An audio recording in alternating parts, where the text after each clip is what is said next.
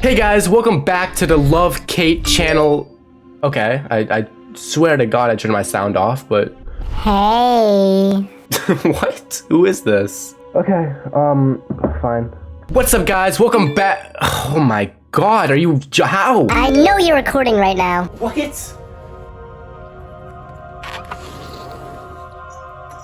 Where are you? How do you know this? Stop being panicked. This is just a loyalty test, and you passed. How is this a loyalty test? You're just stalking me. Oh, I guess you're right. Well, I'ma just kill you. Is this a joke? What are you talking about? Ah!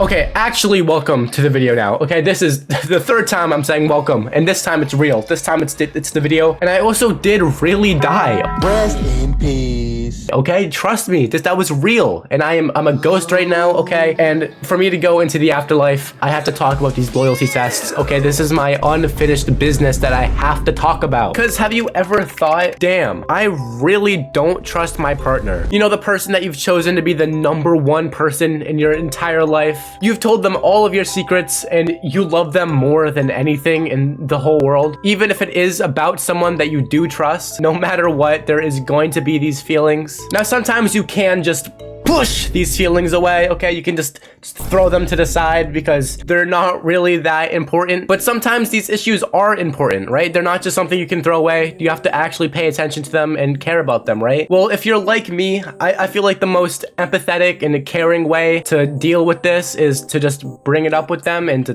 talk to them about it. Because personally, I don't really see many other options. I mean, what else am I gonna do? A loyalty test? Wait, do you get it? It's like the video. We have 3 levels. The first one is about those harmless couple pranks you see on TikTok and stuff. The second one is these weird like text loyalty test things that I just find really toxic. Then the third level, we see what happens when the text format stops being the text format and becomes an in-person thing. And then last, but certainly not least, okay, we have the secret last level that you'll have to wait to see what it is, okay? But trust me, it is fun. It is worth the wait. I think it's my favorite one, okay? I'm a big fan of what's there. Anyways, with all that exposition done, let's start. TikTok is full of trends, right? You have dancing trends, you have comedy trends, you have this awesome trend that I found that is just people reviewing stuff silently.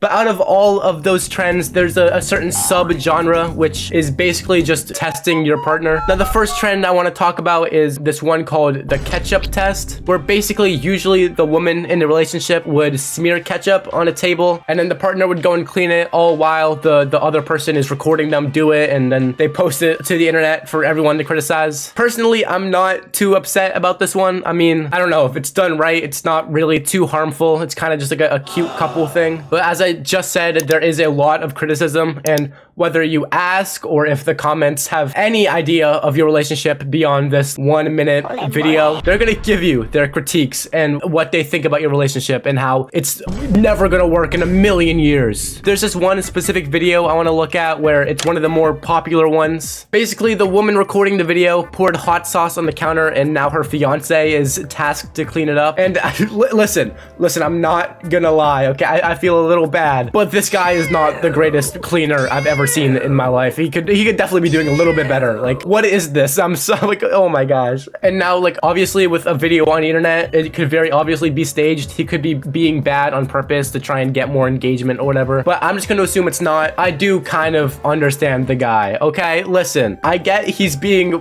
really bad at cleaning up, and I feel like it's not that hard to do, but also sometimes your brain just doesn't work. Sometimes you're just not in the right mindset to be doing stuff like this, you know? And it's like, especially when you have a camera in your face, I feel like it makes it just that much harder to do even basic tasks, right? Look at any streamer trying to do the simplest thing in a game, right? They can never do it. Chat. So, Isn't Alexandria the city under the ocean?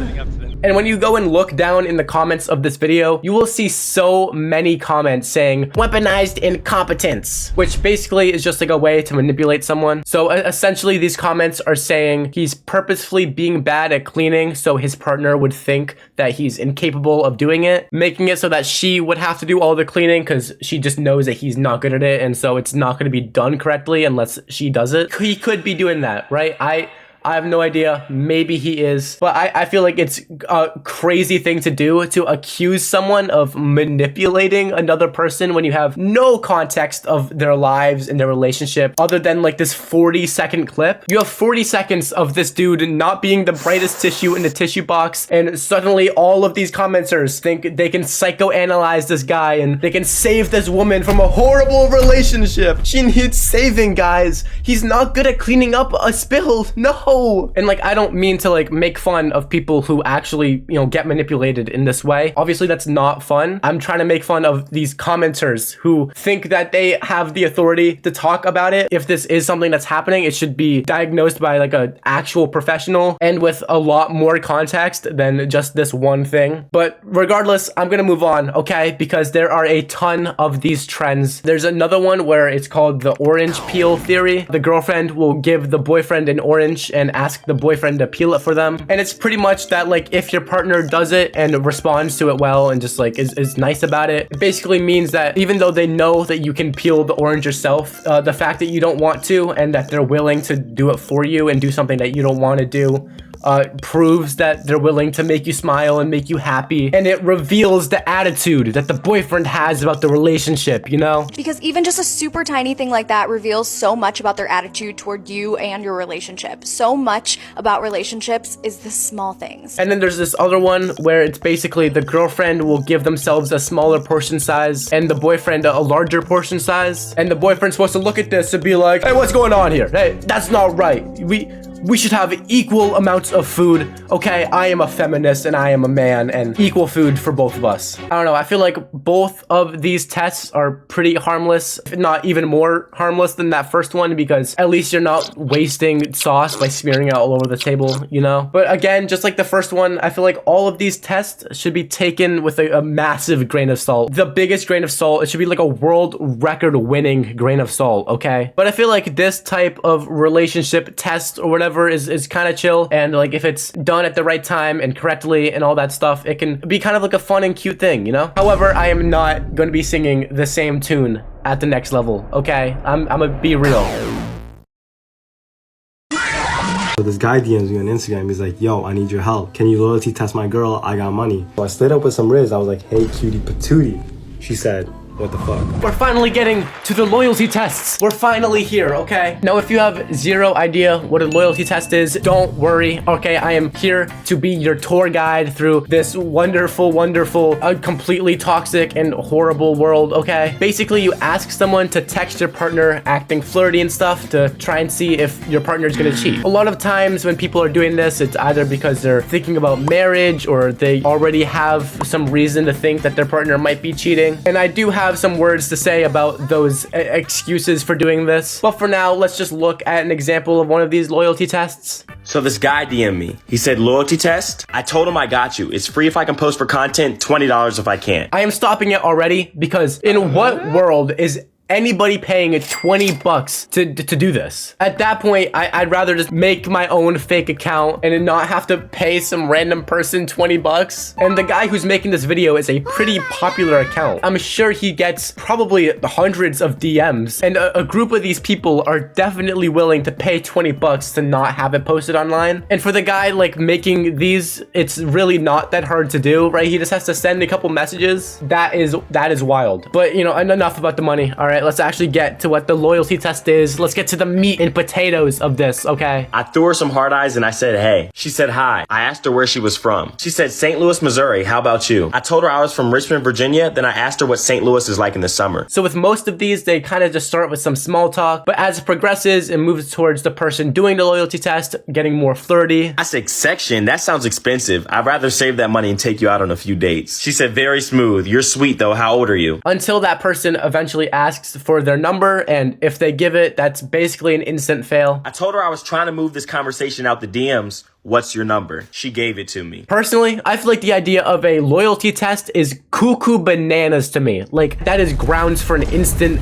it's done, it's over, it's donezo, there's no more, buddy. Because like, at that point, even if I pass one of these tests and, you know, they know that I'm not cheating on them, my trust in them is gone, right? If they weren't willing to trust me to not cheat on them, why should I trust them? You know what I mean? It's okay to have doubts and questions and to not always know if this person is the correct person for you, and to not always know if this person, you know, might be unfaithful. It's fine to have those feelings, but what isn't fine is to go behind your partner's back to pay some person to do a loyalty test on them. That's weird. That is just plain weird. If these feelings are serious enough and you think they might actually be cheating, just talk to them like an adult. And I'm sure that won't always work. Obviously, if someone is willing to cheat, they're probably willing to lie too. But personally, I would rather take their word for it unless I learned something, you know, that would make me not believe them, then do one of these loyalty tests. It's either they fail and you know they're cheating and you break up with them, which is honestly probably the better outcome, or they pass and learn that you did this test on them where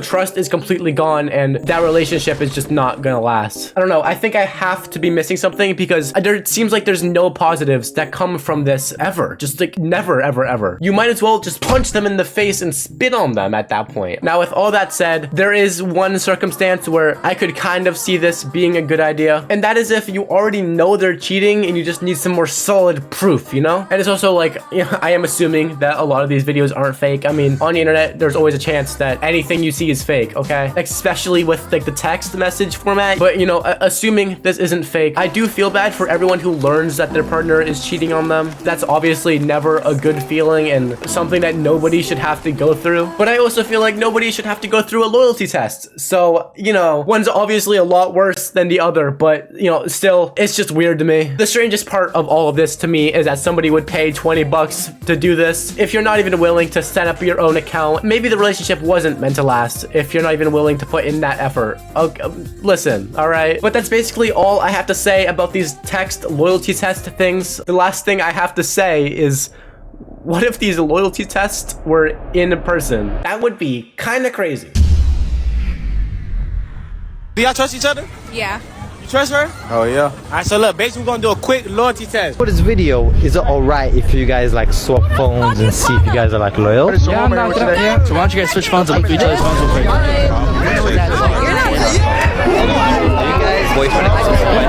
Did you let your girl hit another guy for 100,000? Hell yes. Now we are on to layer 3. Okay, this is the last layer before my 4th secret layer, okay? And you're gonna want to stay here for that. That's a big one. But on this layer, these videos that I have are kind of similar to the last layer where they are like a loyalty test thing. But instead of them being through text, it's more of a straight interview format. And now I'm gonna keep it real, okay? It is really hard to try and find ones in this format that aren't so painfully staged. For some reason, there's just no real ones. Actually, no, I know the reason. Never mind. It's not for some reason. It's for the reason that if you did this in real life, they would not get the result they wanted. It would just not be good content. So it's a lot easier to fake it. And so I'd love to look at some real ones, but instead, we're gonna actually just look at the fakest ones that I could find. Because if I can't get one side, I'm gonna go to the other side, and I'm gonna go to the extreme of that other side. Some of these videos, oh man, oh man, oh man, oh my god. In this first one, the interviewer is trying to do a common test thing to do where they make the couple swap phones. Would it be a problem for today's video if I would have y'all like switch phones and just see if y'all been loyal to each other this whole time? And then they usually get like 30 seconds or something to go and look through the other person's phone to see if they're cheating or anything. In this particular video though, when the interviewer asks if they can swap phones, the guy is not happy about this. Why we got switch phone for? For that loyalty test purposes. I ain't got nothing to hide, but I think my phone dead anyway. Okay, pull it out. It ain't dead. And so you think that is going to be the main plot of this, right? So obviously he's not loyal if he isn't willing to show his phone. But no, actually, because all of this phone swapping stuff kind of gets pushed to the side when the girlfriend gets an airdrop. Yes, sir. Airdrop. Huh? It ain't even nobody over here. How I'm getting an airdrop for somebody? airdrop. You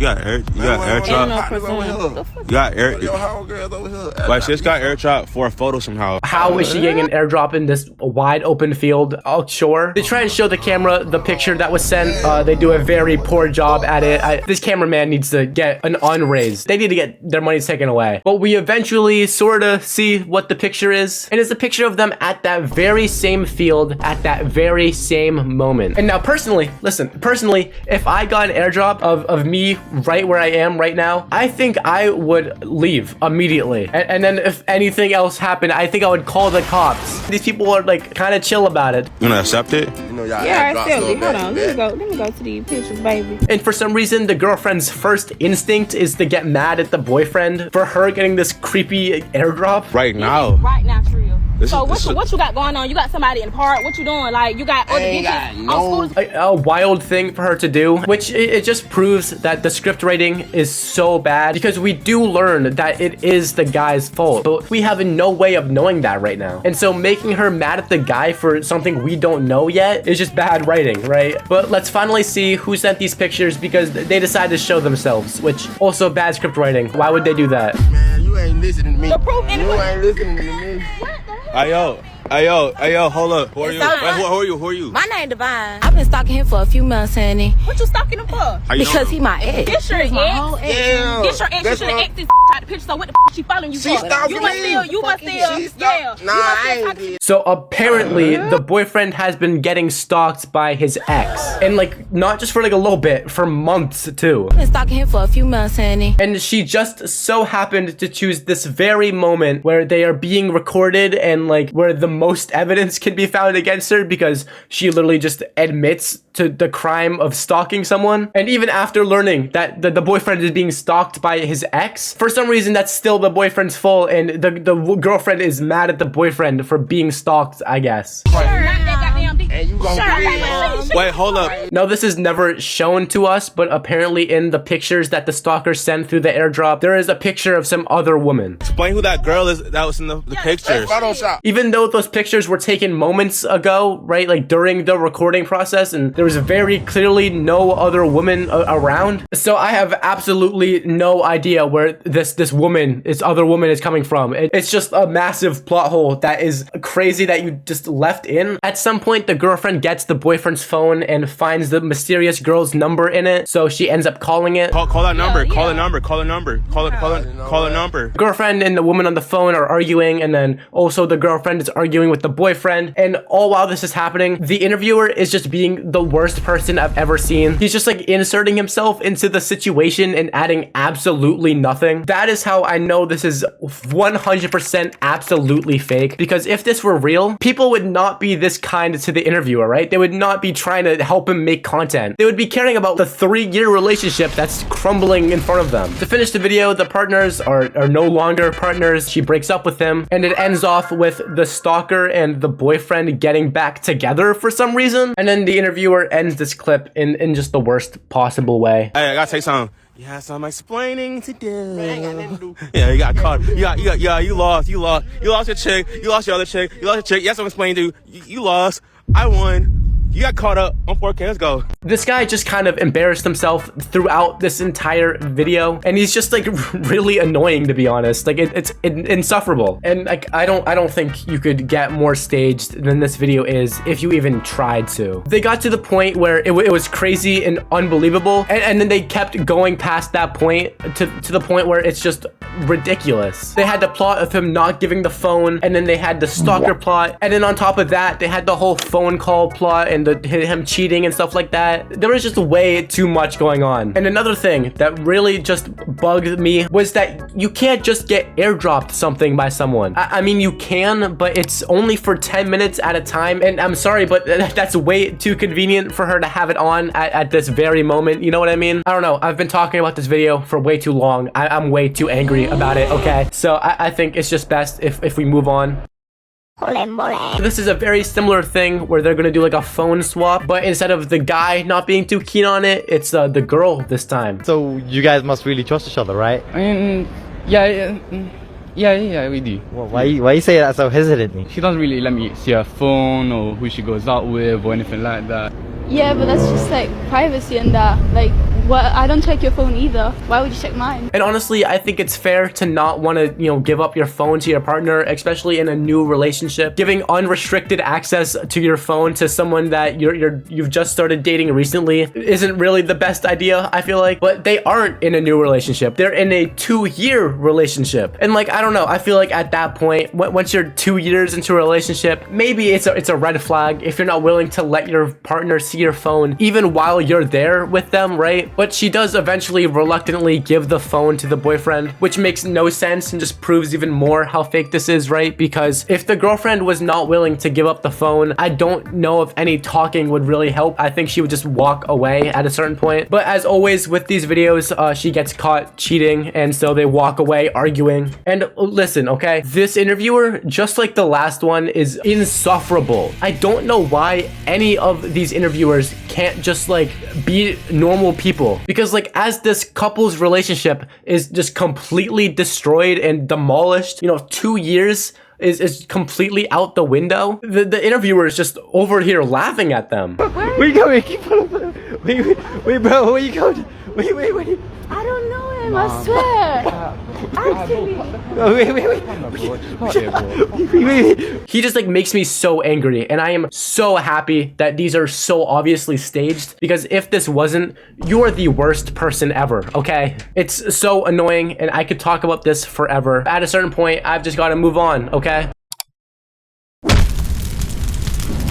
So we're gonna be moving on to the secret level, okay? The super duper secret level, okay? So in this level, we are leaving TikTok and we're gonna be watching one YouTuber in particular. Like, I remember watching this guy years ago. He's been around for a while. And the production we see in this guy's video is so much further ahead than any of these TikToks we've seen, right? Especially those text ones. Those ones were super minimal, and then the street interview ones, it was still like not much going on. This guy though, he just goes crazy with it. Now this guy goes by UDY. I think it's just better for me to show you, okay? Words really just can't do it justice. Today we're gonna be helping Wendy find out if her boyfriend is only with her because of her money. I pay for practically everything. I pay for his car note, his insurance, food, gas, you freaking name it. I'm practically he's my dependent. The production value of just this like small clip I showed you, that little bit probably took more time to edit than any of the other videos. The main setup for each video is pretty similar. They'll have someone flirt with the person they're trying to loyalty test, and the partner is able to listen and watch in from a separate room. But in each video, there's like a different way the loyalty test is done. Sometimes they'll just meet at the park, or other times it's more elaborate, where UDY has even gotten famous people like Kais and Nat to be a part of it, and they would kind of try and use his fame to get the person to see if they cheat for a famous person. For the video that I want to look at, they basically set up an entire fake party. They try and make it actually feel real for the person and not just seem like a setup. They have the person flirt and they do the loyalty test and stuff like that. And usually at the end of these videos, it's found out that that person is indeed cheating, as it always is. I feel like... Here, can you sit down with me? Okay. You can sit down with Daddy.